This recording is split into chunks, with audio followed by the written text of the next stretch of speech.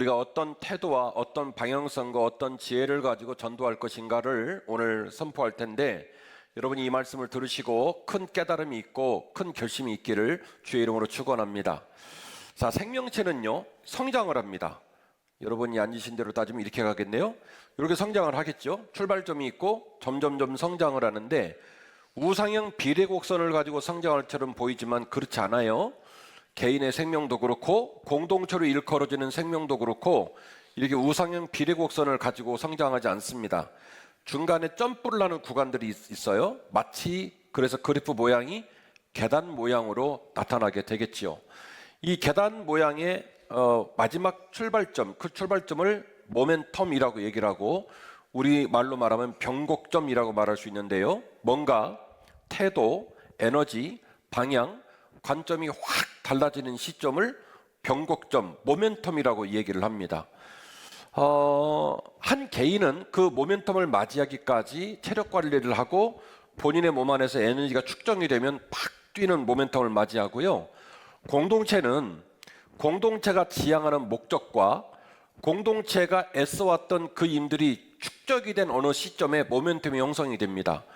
그리고 그 모멘텀에 공동체가 마음을 다하고 뜻을 다하고 정성을 다하고 힘을 다하면 무슨 일이 벌어지냐면 포텐이 터져요. 포텐은 포텐셜의 약자입니다.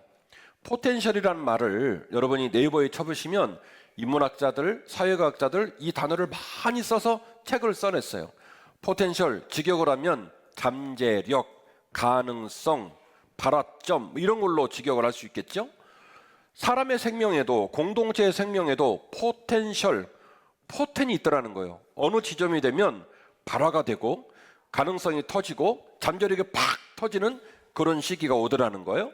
모멘텀이 왔을 때 공동체는 우리에게 모멘텀이 왔는지 안 왔는지를 알아채는 게 중요해요. 모멘텀이 왔을까 안 왔을까. 모멘텀이 왔을 때 그 모멘텀에다가 마음을 다하고 뜻을 다하고 정성을 다하고 힘을 다하면 뭐가 터진다고요?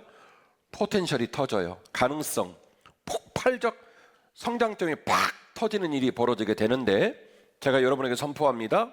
우리 교회에 모멘텀이 왔어요. 그래서 내년도에 우리 교회 표어는 복음 들고 함께 걷는 사람들. 아직 안 붙었죠? 다음 주에는 붙을 거예요. 복음 들고 함께 걷는 사람들. 이 표어를 가지고 1년 동안 집중을 하게 될 예정입니다. 자, 오늘은 그 복음을 들고 어떻게 함께 걸을까 하는 부분들을 점검하는 시간인데요. 첫 번째로 우리 교회의 발자취에 전도 전략의 해법이 담겨져 있다는 것입니다. 365일 봄, 여름, 가을, 겨울 4계절 동안에 한 사람이 한 명만 전도하면 되는데 쉬워요? 쉽죠. 그런데 하면은 쉽고 안 하면 어려워요. 하면은 우리 모두가 막 내년 이맘때쯤 막 박수 치고 막 감격하고, 안 하면 서로 막 상처받아가지고 째려보고 미워하고 막 집사시계나 돼가지고 권사가 막 이렇게 되는 거예요. 진짜 중요한 얘기 하는 거예요. 그러면 성경의 경우는 어떨까요? 성경은 어떤 방식으로 전도를 했을까요? 성경에서 어떤 방식으로 전도를 했을 때 제일 열매가 아름다웠을까요? 몇 가지 예를 들어보겠습니다. 성경에 담긴 복음 전파에 역시 전도 전략의 해법이 담겨 있기 때문입니다. 마태복음 9장 35절 이하의 본문을 보면 주님께서 각 도시와 각 마을을 다니면서 복음을 증거하시고 가난한 자와 깨진 자를 섬기는 과정 속에서 주님이 이런 탄식을 합니다. 37절인데요. 이에 제자들에게 말씀하여 이르시되 추수할 것은 많다, 이렇게 얘기를 해요. 벼가 물을 익으면 어떻게 되죠? 고개를 수그리죠. 그래서 농부가 그걸 알아요. 어떤 때가 됐다? 이제는 추수할 때가 됐다라고 알게 돼요. 근데 주님께서 도시를 돌아다니고 마을을 돌아다니다 보니까 주님이 뭐라고 말씀하시냐면 제자들한테 얘들아 이미 도시와 마을에 전도해야만 하는, 전도를 기다리는 추수할 만한 열매들이 너무너무 많이 있다는 거예요. 근데 누가 없어요? 일꾼이 없어요. 일꾼이. 그래서 그러므로 추수하는 주인에게 청하되 주여 추수한 일꾼을 내게 보내주소서 하라, 이렇게 얘기를 합니다. 사랑하는 한빛가족 여러분, 우리 주변에 우리 교회 주변에 추수할 열매가 많이 있어요. 우리 교회는요, 전도를 안 하는 게 이상할 정도로 우리 교회 이 교구가 넓어요. 예, 우리 홍 목사님 동네가 어디죠? 양주. 우리는 양주도 살아요. 의정부, 남양주, 용인, 광주, 김포, 강북도 다 있어. 중랑부터 시작해서 쫙 있어. 은평구도 있어요. 네, 다 우리의 교구. 동탄도 있어. 송탄도 있고. 우리의 교구예요. 우리의 교구. 그 자리에서 내가 전도할 사람이 예비되어 있단 말이에요. 송파 9만 70만입니다. 뒷걸음질 치다 밟아도 전도하는 게 우리가 사는 삶의 자리에는 수많은 예비된 영혼들이에요. 주님 말씀하십니다. 추수할 곡식은 너무너무 많으나 누가 없어요? 일꾼이 없어요. 그 일꾼이 누굴까요? 그 일꾼이 누굴까요? 오른손 누굴까요? 바로 납니다. 바로 나. 바로 나. 내가 일꾼이에요. 내가 일꾼이에요. 오늘 사랑하는 형제 한 분이 저 뒤에 앉아 계신데 키가 커요. 오늘 처음 봤어요. 근데 저는요 6.25 동란 이후에 지금 저 양반이 제일 잘생겨 보여. 왜입니까? 목사 눈에는 그렇게 어려운 결정을 내리고 성전에 앉겠다고 마음을 먹은 저분의 마음이 느껴지니까 저렇게 예쁘고 소중한 거예요. 가장 귀한 게 전도예요. 추수할 곡식은 많으나 추수할 누가 없어요? 일꾼이 없다는 거예요. 요한복음 1장 43절을 보시면, 자, 저 보세요. 성경은 안 읽을 거니까 저 보세요. 시간이 없어요. 여기 보세요. 예수님의 제자 빌립이 예수님 만났어요. 감동받았어요. 가슴에 불이 붙었어요. 너무 좋아요. 그래가지고 빌립이 제일 사랑하는 친구가 있었어요. 빌립이 가장 신경을 쓰고 가장 좋은 것 있으면 나눠 먹으려는 친구가 있는데 그 친구 이름이 뭐냐면 나다나엘이었어요. 나다나엘. 근데 빌립은 나다나엘만큼 성경적인 지식이 깊지가 않아요. 나다나엘만큼 기도를 하는 입장은 아니에요. 근데 어떻게 된 일인지 빌립이 먼저 예수를 만났어요. 그러니까 빌립이 얼마나 나다나엘한테 이유를 말해주고 싶겠어요. 기도는 누가 더 많이 한다? 나다나엘이. 성경도 누가 더 많이 한다? 나다나엘이. 근데 어이없이 만난 건 누가 먼저 한다면 빌립이 먼저 만난 거예요. 그래갖고요 예수님 만나자마자 쫓아간 거예요. 나다나엘, 내가 메시아를 만났어. 그랬더니 나다나엘이 낭랑한 목소리로 왔습니다. 그래? 그분이 어디서 났니? 그러니까 빌립이 말 들어보니까 나사렛에서 났대. 나다나엘의 성경을 많이 한다, 많이 한다? 많이 한다. 구약 성경은 말합니다. 메시아가 어디서 난다고 말했냐면 베들레헴에서 난다고 구약 성경이 예언을 해놨어요. 어디서 났냐니까 빌립이 말하기를 나사렛에서 났대.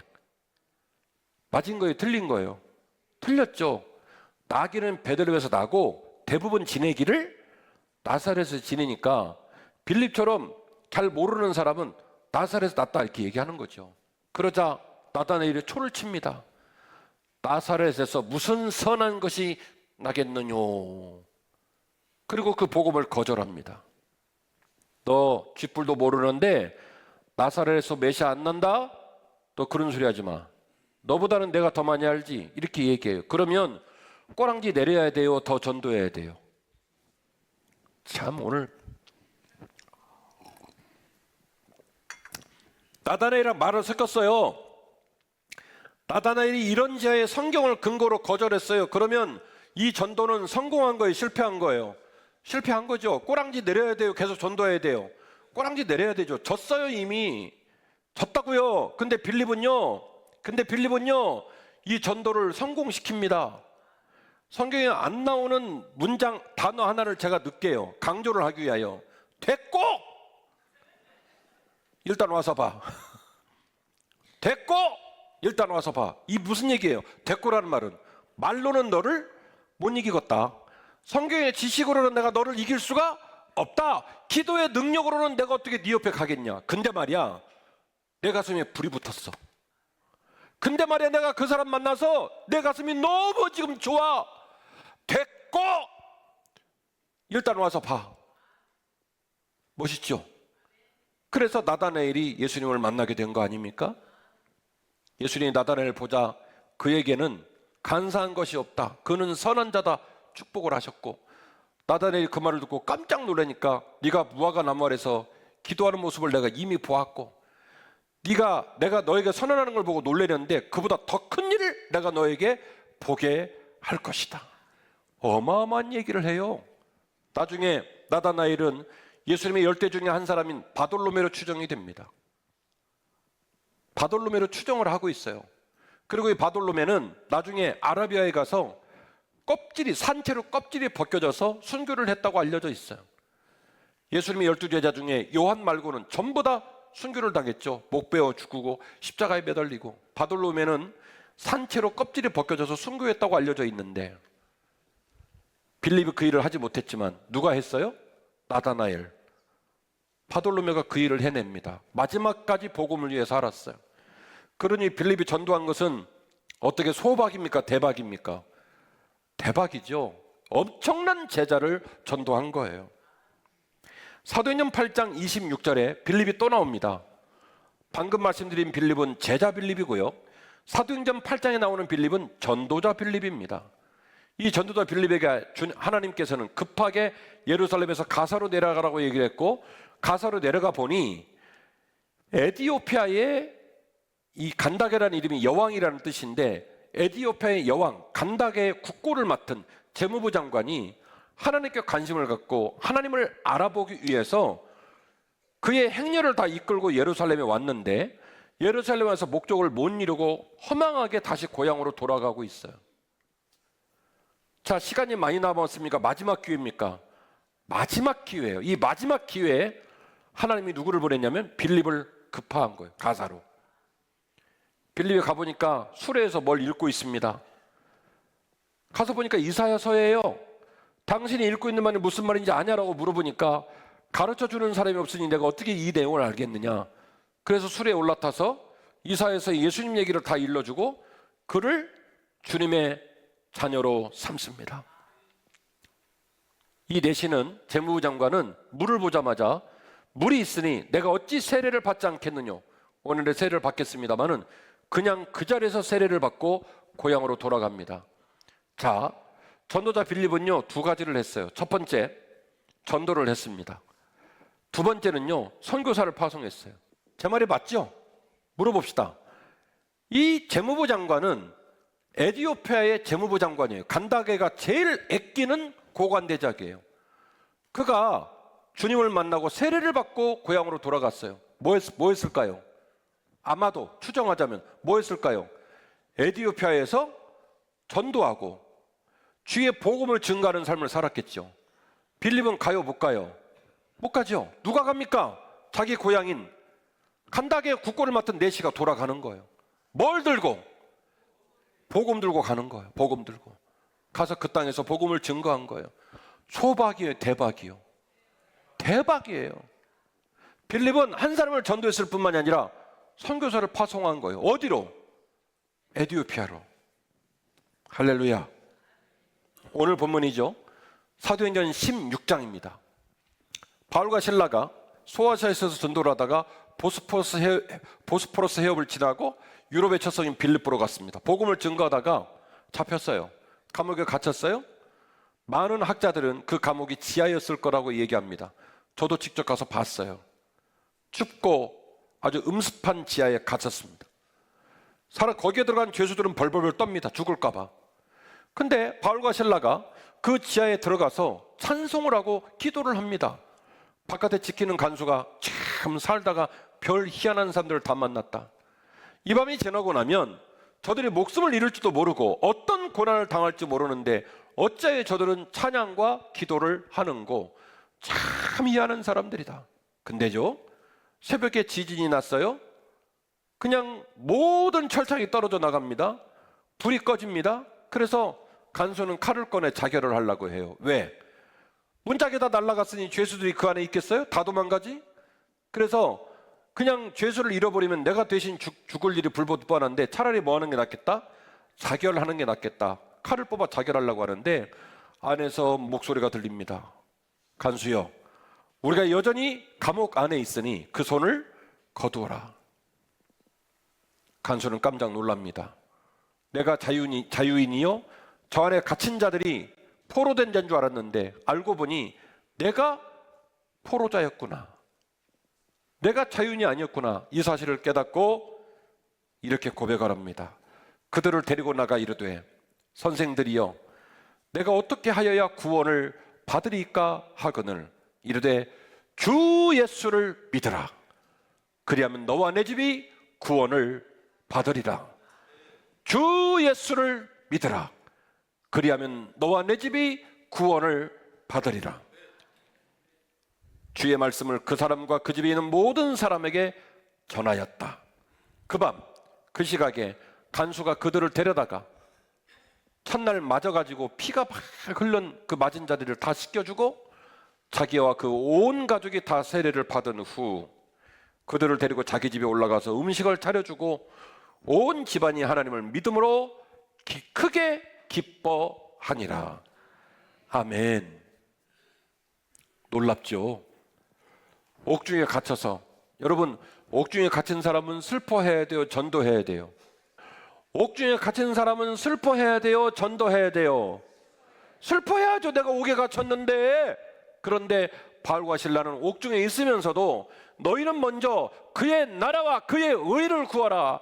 그리하면 이 모든 것을 너희에게 더하시리라. 그 와중에도 복음을 증거할 마음을 먹었어요. 그러니 옥이 열리고 핏물이 씻겨지고 그 온 집안 식구와 함께 만찬을 나누고 그 간수만 구원을 얻게 된 것이 아니라 주 예수를 믿어라. 그리하면 너와 내 집이 구원을 얻으리라. 할렐루야. 전도해보면 여러 가지 체험들이 있어요. 제가 제일 전도해서 재미를 본 거는 16명인가 17명인가 설교사님 몇 번 말했죠. 그 아파트 관리소장인 아버지를 전도해가지고 그 아버지가 설날에 자식들 다 모아놓고 유언을 한다고 폭탄 선언을 한 거 아니에요? 유언을 한다고? 그러니까 이제 사위랑 큰아들이랑 다 막 엄청 긴장을 했죠. 유언을 한다고 하니까 아버지가 이런 말을 했어요. 죽은 사람 소원도 들어준다는데 산 사람 소원 하나 들어주라. 내가 평생 동안 돈 벌고 세상 쫓아 살다가 어쩌다가 내가 목사님을 만났고 어쩌다가 내가 죽기 전에 하나님의 아들이 되었으니 내가 너희들에게 유언처럼 남기는 한마디, 온 가족이 나와 함께 교회 갔으면 좋겠다. 그래가지고 그 집 사위까지, 그 집 사위가 지금도 제 전에 있던 교회를 다녀요. 사위까지 교회를 다 나온 거예요. 전도하려고 마음을 먹으면요, 내가 생각하지 못했던 열매들을 거둬요. 내가 미처 알지 못했던 놀라운 일들을 목도하게 돼요. 전도를 하려고 마음을 먹으면. 설교 마칩니다. 우리는 반드시 한 명을 전도하고 복음 행전을 함께 동행해야 할 것입니다. 현대 전도에 중요한 변화가 있습니다. 복음은요, 두 가지 양상으로 나타나는데 예수 그리스도와 기독교에 대해 전혀 모르는 땅에서는 예수 그리스도와 기독교를 알리는 것만으로도 전도가 돼요. 근데 한국 교회는요, 이제 스님들도 성경을 인용할 정도로 기독교를 다 알아요. 지금은 정보를 전달하는 게 전도가 아니에요. 등허리, 우리의 삶, 우리의 제자도, 우리의 영향력을 통해서 전도가 돼요. 이건 추정인데 여러분들한테 지인들을 전도하라니까 여러분 중에 7명이 눈빛이 왔다 갔다 해요. 왜 그럴까? 뭐 여러 가지 원인을 말할 수 있지만 오늘 이 부분을 가지고 좀 짚어본다면 내가 그 모든 사람들에게 진상덩어리로 살면 전도돼야 안 돼요. 안 되는 거죠. 사람들이 나를 너무너무 힘들어하는데요. 저 사람은 저 한빛교회 집사라는데 왜 저러고 사는지 모르겠다 싶으면 전도돼야 안 돼요. 안 돼요. 그러니까 먼저 누가 잘 믿어야 돼요. 내가 먼저 잘 믿어야 돼요. 그래서 삶으로, 영향력으로 전도하는 전도의 패턴이 달라졌어요. 그러니까 우리 복음을 생각해 봐야 돼요. 한빛 전도의 중요한 가치는 단 한 명입니다. 내년에는 단 한 명. 단 한 명. 몇 명이요? 단 한 명. 그런데 전제 조건이 있어요. 한 사람당 한 명. 제가 우리 교회 14년 전에 부임해서 기도하다가 저도 환상을 받고 어떤 권사님도 환상을 받고 여기 가운데 복도에다가 저 의자 쫙 놓고 저 뒤에 사람이 서서 예배드리는 환상을 봤거든요. 저는 그 꿈이 이루어질 거라고 생각해요. 우리 교회 본당 그렇게 큰 본당 아니에요. 마음을 먹으면 금방 채울 수 있고 마음을 안 먹으면 주님 오실 때까지 못 채워요. 마음을 먹을 거냐 안 먹을 거냐 이게 중요해요. 그리고 내가 이 교회에서 전도도 해보고 헌금도 제대로 드려보고 봉사도 열심히 해보고 그리고 이 교회에다 마음을 두면요, 교회를 떠날지 말지 이거 생각할 겨를이 없어요. 왜 자꾸 교회를 떠나고 싶은 마음이 드냐? 이 교회 안 섞이니까 그래요. 누가 어떻게 해주겠지 이게 생각하니까 그런 거예요. 근데 이 원리는 목사만 하는 얘기가 아니에요. 공부하는데 계속 우리 아들이 딸이 의자를 몰려고 바깥으로 빙빙 돌아요. 날씨가 궁금하고 강아지의 건강 상태가 궁금하고. 그러나 학생은 공부를 해요, 못해요? 못하죠. 엄마가 뭐라고 그러는 거예요? 의자를 사랑하라, 의자에 앉아라, 궁뎅이를 붙여라. 그래야 공부되는 거 아닙니까? 직장 간 사람이 맨날 늦게 출근해요, 일찍 퇴근해요, 사람들의 협조 안 해요, 업무에 관심 없어요. 그러면서 계속 회사 탓을 해요. 그러면서 계속 왜 고가가 안 나오는지 모르겠다고 얘기해요. 근데 주변 사람은 다 알거든요, 그 사람이 왜 그런 상황인지. 맞아요, 안 맞아요? 누구만 몰라요? 자기만 모르는 거예요, 자기만. 이왕 사랑하려면 가슴 속까지 사랑해 보십시다. 한번 해보고 생각을 해보자고요. 한번 해보고. 그래서 내가 잘 믿고, 그리고 한 사람 앞에 단 한 명, 한 사람 앞에 단 한 명만 전도하면 내년에 우리는 끝장나는 거예요. 이 앉은 자리에서 2배가 앉아야 되니까. 생각만 해도 가슴이 뛰어요. 생각만 해도 기분이 좋아요. 생각만 해도 막 흥분이 돼. 지금 챔버도 2배로 늘 거예요. 전도를 했는데 첼리스트, 바이올린, 비올라, 트럼본 많이 올 거예요. 그런 마음을 가지고 전도해야 해요.